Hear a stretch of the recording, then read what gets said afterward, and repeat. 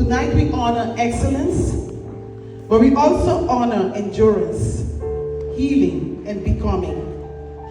Thank you to all for being in this room this evening. Because rooms like this do not happen by accident. They happen when women decide to stop surviving and start rising. Before we celebrate others, I needed to tell you why this night matters the most for me. Because my mother's choice is my destiny. And it's not just a title. It is proof that your beginning does not get the final words.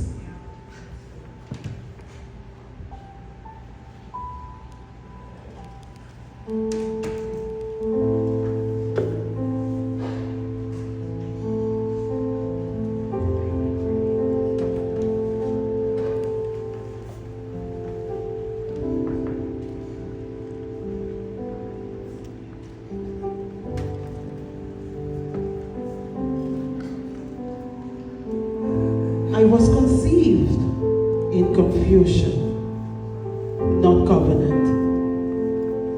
Before I could think, my spirit learned something. I was not chosen. I was not secured. I was not protected. This is how rejection enters. Not through words, but through atmosphere. My mother walked alone with a nameless child. They said I will not live past 50. I heard it from doctors. I heard it from adults. I heard it from my own siblings. And a countdown began inside a child who had barely begun living. They kept taking blood. They kept taking blood. They kept taking blood. While I faded quietly under the hospital light. I learned silence before I learned love. I was present, but yet unseen. I learned early how to survive without being held, how to be strong without being chosen, how to exist without being claimed. I carry questions no child should carry. I wore strength like armor because vulnerability had nowhere to land. I believed the lie that abandonment was my fault, that rejection defined my worth, that my beginning had already decided my ending. But survival is not destiny. Healing came not suddenly, but gently. Truth by truth. Layer by layer. I learned that what wounded me was not who I was. That absence is not identity. That rejection is not a verdict. My mother's choice shaped my beginning, but it did not cancel my calling. I was never abandoned by God. I was being preserved. What was broken became my testimony. What was hidden from language, I rise now. Not in bitterness, but in wholeness. I rise healed. I rise restored. I rise knowing my destiny was never lost. I rise with wings of glory. erase the past. It redeems it. What was broken does not disappear. It becomes testimony.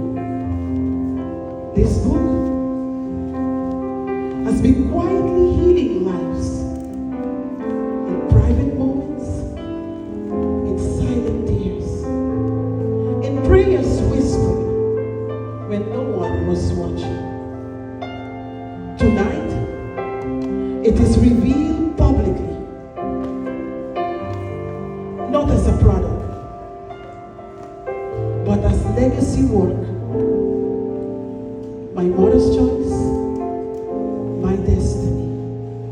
It's for every woman who carry wounds she did not cause. It is for every child who learned strength too early. And it's for every soul ready to exchange survival for wholeness. If you see yourself in this story, know this. Your beginning does not disqualify your destiny. This is only the beginning.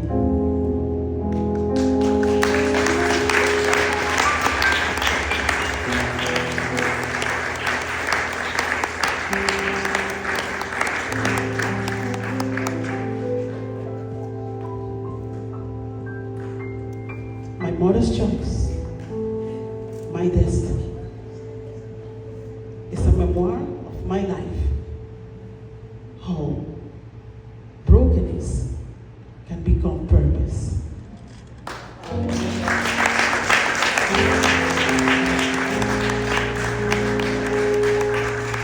What you just heard was not a story of pain. It was a story of preservation. And every woman we are honoring tonight carries their own story, their own version of pain. Different details, different battles, but the same courage to keep on going, doing it afraid, still showing up and soaring high on wings of glory. This evening is not about perfection.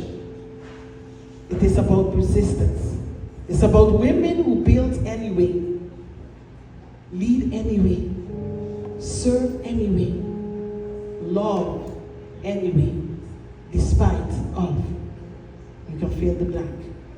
Because all our story is unique and different. So while we honor the 12 queens tonight, that we refuse to stop and kept on going, I need you to stand in agreement with this story. I need you to give them a big round of applause, because you do not know the pain.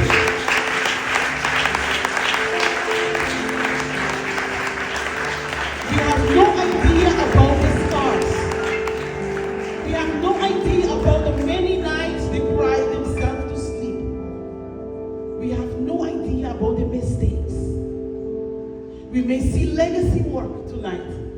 You may hear bios that sound so powerful, but behind it is a woman that kept going in spite of. At this time, let us sound a big applause in this room for the 12 women of excellence of the year 2026.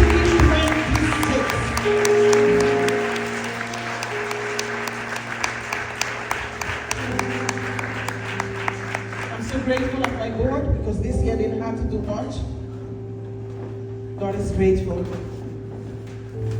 During the networking, you can purchase my book in the back. It's for $20. I will do book signing. And I need you to buy this book if you know someone that is like this to give up on life. Maybe you're in this room. Read it.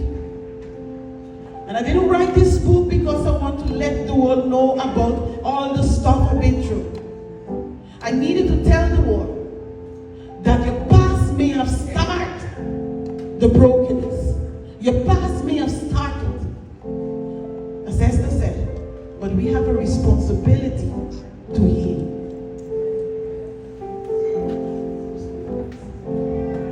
Thank you. Give her another round.